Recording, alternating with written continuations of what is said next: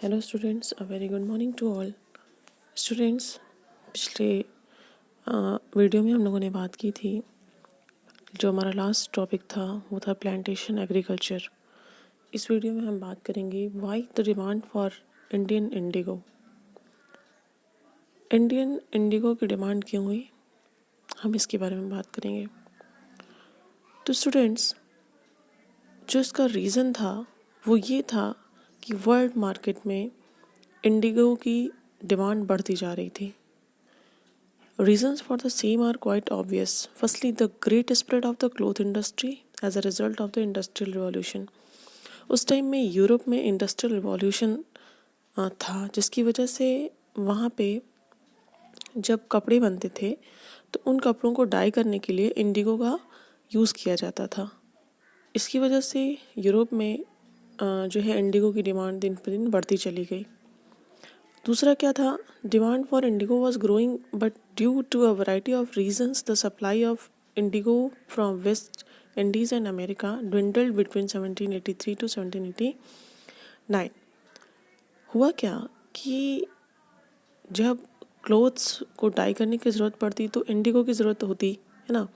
Indigo की demand बढ़ती चली गई, जिसकी वजह से जो ब्रिटिशर्स थे वो उस टाइम इंडिया में आ चुके थे। तो ब्रिटिशर्स ने क्या किया कि यहाँ के फार्मर्स को फोर्स करना शुरू किया कि आप इंडिगो है ना, ये इस टाइप की क्रॉप्स बोइए। लेकिन स्टूडेंट्स, क्या आपको पता है, अगर इंडिगो या ओबियम अगर जिस ज़मीन पे बोया जाता है तो कुछ टाइम के बाद उसकी जो फर्टिलिटी होती है वो ज़मीन वो अपनी खो देती है, मीन्स वो बैरन लैंड हो जाती है। अब क्या हुआ कि 1788 तक तो इंडिगो जो ब्रिटेन के लोग जो है इंडिया से जो इम्पोर्ट करते थे है ना, वो 30% थी। लेकिन 1880 तक ये 95% हो गई।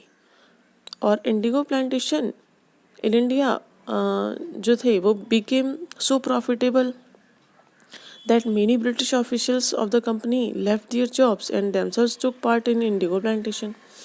हुआ क्या कि जो कई सारे जो ब्रिटिश ऑफिसर्स थे उन लोगों ने क्या किया कि इस इंडिगो को उगाने के लिए अपनी जॉब छोड़ करके इंडिगो उगाने के लिए जो है वो फार्मर्स को और लोगों को, इंडियन फार्मर्स को वो फोर्स करने लगे और वो प्लांटेशन कराने लगे। East India Company even advanced loans to British planters to come to India and set up their indigo plantation units। East India company ने क्या किया कि ब्रिटिश प्लांटर्स जो थे उनको एडवांस लोन भी देना शुरू किया कि आप इंडिया जाओ और इंडिया आओ और वहाँ पे इंडिगो प्लांटेशन करो।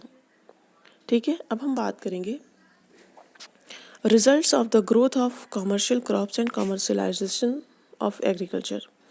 क्या रिजल्ट निकला इस कॉमर्शियल क्रॉप का, या फिर जो एग्रीकल्चर का जो कॉमर्शलाइजेशन हुआ उसका रिजल्ट क्या निकला। तो पहला है disruption of rural economy. Disruption means होता है किसी चीज़ का विखंडन होना, है ना। तो इसमें क्या हुआ कि this commercialisation of agriculture disrupted the whole structure of rural economy. गांव के लोग ज़्यादातर किस पर डिपेंड होते हैं, क्योंकि वो खेती करते थे। उस टाइम में खेती करते थे तो वो अपने साल भर का खाने का अनाज वो हमेशा रखा करते थे और रख करके जितना रहता था वो बेच दिया करते थे। इससे उनको कुछ प्रॉफिट हो जाता था किसानों को। लेकिन जब से ब्रिटिशर्स आए और जब से इन लोगों ने इंडिगो प्लांट कराना शुरू किया इंडिया में, तो ये जो बेचारे इस गाँव वाले जो रूरल जो है जो लोग थे, रूरल एरिया के जो लोग थे, वो लोग बिल्कुल परेशान हो गए कि हम जो है यहाँ पे हमारे खाने के लिए नहीं हो पा रहा और ये हमसे इंडिगो जो है उगवा रहे हैं। तो कहने का मतलब डिसरप्शन ऑफ रूरल इकोनॉमी, कहीं ना कहीं डिसरप्शन हुआ रूरल इकोनॉमी का। दूसरा हमारा पॉइंट है इम्पॉर्टेंस ऑफ मनी लेंडर्स। अब मनी लेंडर्स जो थे उनकी इम्पोर्टेंस क्या हुई, इसमें देखिए समझिए कि commercialization of agriculture led to the importance of money lenders in the rural economy. In order to save their land from auction, the peasants were forced to borrow money from the money lenders who fully exploited the structure। अब जो money lenders थे वो पैसे देते थे कि आप पहले से ही पैसे देते थे कि आप उस पे उगाओ, है ना। अब इसकी वजह से बेचारे जो किसान थे वो पूरी तरीके से एक्सप्लॉइट हो जाते थे। थर्ड है हमारा rise of absentee landlords. Absentee landlords का मतलब ये होता है कि जो लैंडलॉर्ड्स मीन्स होते हैं ना, अगर वो अपनी ड्यूटी को यानी अपने जो भी सारे उनके फंक्शंस होते हैं मनी लेंडर्स के, वो अगर लैंडलॉर्ड्स के वो अगर उसको निभाने में जो है अनेबल हो जाते हैं, तो उस टाइम में एब्सेंटी लैंडलॉर्ड्स यानी कहीं से भी कोई भी लैंडलॉर्ड्स आ जाता और उसका कारोबार उसको दे दिया जाता था। और these new owners never shifted to the villages and as such they had no sympathy with the local people। अच्छा, जब वो आते थे गांव का अगर लैंडलॉर्ड है तो वो अपने गांव के लोगों को जानता है, तो वो उसके प्रति कुछ सिंपैथी भी दिखाएगा। लेकिन जो लैंडलॉर्ड्स बाहर से आते थे, यानी ऐसे लैंडलॉर्ड जो उस गांव के नहीं होते थे, कहीं के और के होते थे, तो वो लोकल पीपल के साथ सिंपैथी क्यों दिखाएंगे, नहीं दिखाते थे। तो ये चीज़ें जो एब्सेंटी लैंडलॉर्ड्स थे, इनकी वजह से बहुत ज़्यादा विलेजर्स को और एग्रीकल्चर को बहुत ज़्यादा हानि उठानी पड़ी थी। अगला हमारा फ्रैगमेंटेशन ऑफ लैंड होल्डिंग्स, विखंडन। ठीक है, यानी जो ज़मीनें थीं उनका विखंडन होता चला गया। As the land became an individual property of the zamindars, it got divided into small fragments और पीसेस, जिसका परिणाम ये हुआ कि जितना यानी पूरा एग्रीकल्चर एक्टिविटी जो थी वो अनइकोनॉमिकल हो गई, और जो पीजेंट्स थे वो गरीब होते चले गए और गरीब होते चले गए। अच्छा, इसके कुछ एडवांटेजेस भी हुए। एडवांटेजेस क्या है? पहला है, it is pointed out the new types of food crops and cash crop began to be cultivated which greatly enhance the purse of the cultivators. जो उत्पादक करता थे उनके लिए नए नए टाइप के जो है फूड क्रॉप्स उनको बोने का मौका मिला। दूसरा क्या है कि farmers were forced to sell their agriculture produce in the cities, है ना, उनको जाने का दूसरे सिटीज़ में मौका मिला। और तो ये सब कहीं ना कहीं कुछ प्रॉफिट थे, लेकिन ज़्यादातर नुकसान ही था। अब हम बात करेंगे पीजेंट्स रिवॉल्ट्स की। जल्दी ही establishment of the company's rule over Bengal, Bihar and Odisha as a result of the Treaty of Allahabad signed in 1765. After the Battle of Buxar, till the end of the company's rule in 1857, there were many revolts of the peasants in different parts of the country. The reason for these revolts were not too far to seek. अब जो Bengal, Bihar and Orissa के जो है लोग थे वो revolt करने लगे, यानी पीजेंट्स का रिवॉल्ट होने लगा। क्यों होने लगा भाई? देखिए, सबसे बड़ी चीज़ तो ये है, एक तो किसानों के पास खाने के लिए कुछ नहीं है, दूसरी उनसे अगर ज़बरदस्ती इंडिगो, ओपीएम, ये सब इस टाइप की चीज़ें अगर उगवाई जाएँ तो बेचारे खाएंगे क्या? इस वजह से बेचारे सब परेशान होकर के उन लोगों ने क्या किया कि उन लोगों ने रिवॉल्ट करना शुरू किया, तो उसी को पीजेंट्स रिवॉल्ट कहा गया, है ना। एंड नेक्स्ट हमारा टॉपिक है plight of the general cultivators. Plight of the general cultivators. अब जो जनरल कल्टिवेटर्स थे बेचारे, उनका बहुत ज़्यादा पतन हुआ, वो बहुत ज़्यादा परेशान हुए। इसका रिजल्ट क्या हुआ? As a result of the different land revenue systems the condition of the cultivators became worse, बिल्कुल ख़राब हो गई।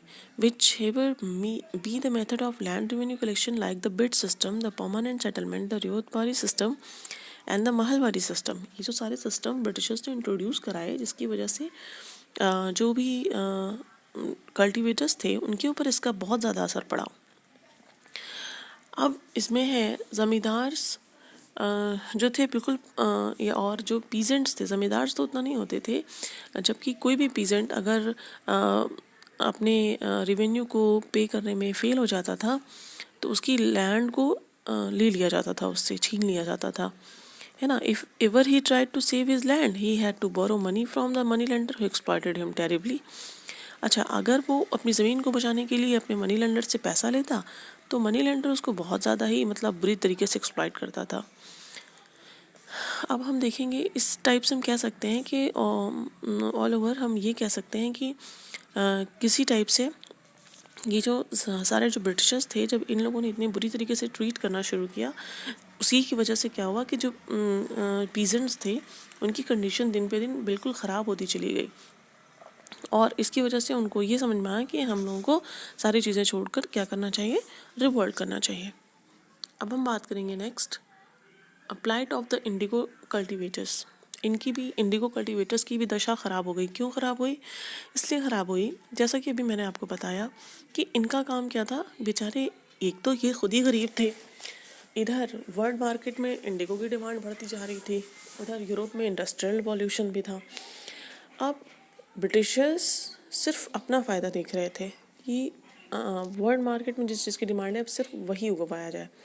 लेकिन बेचारे जो है लोकल जो फार्मर्स होते थे, जिनके पास थोड़ी ज़मीनें होती थी, जो सिर्फ अपना भरण पोषण के लिए अपने अनाज को उगाते थे, जब उनको भी फोर्स किया गया तो इससे क्या हुआ, इससे अब उनकी भी कंडीशन दिन पे दिन एकदम ख़राब होती चली गई। क्योंकि खाने के लिए और काम करने के लिए तो एनर्जी चाहिए ना, और एनर्जी कहाँ से मिलती है? एनर्जी हमें मिलती है जब हम खाना खाते हैं, है ना। तो अब बेचारे जो लोकल फार्मर्स थे, अब तो उनके पास कुछ बचा नहीं, अब उनके पास कुछ खाने के लिए भी नहीं बचा। अब बेचारे वो सब इंडिगो बो रहे हैं, ब्रिटिशर्स ज़्यादा से ज़्यादा उसका फ़ायदा ले रहे हैं। तो इन सब कंडीशंस की वजह से कहीं ना कहीं जो है वो रिवॉल्ट की कंडीशन आई, और फिर पीजेंट्स ने मिलकर के रिवॉल्ट किया था। ओके, एंड अब हम नेक्स्ट वीडियो में बात करेंगे peasants revolt and indigo riots. I think these topics are clear. Thank you, have a nice day.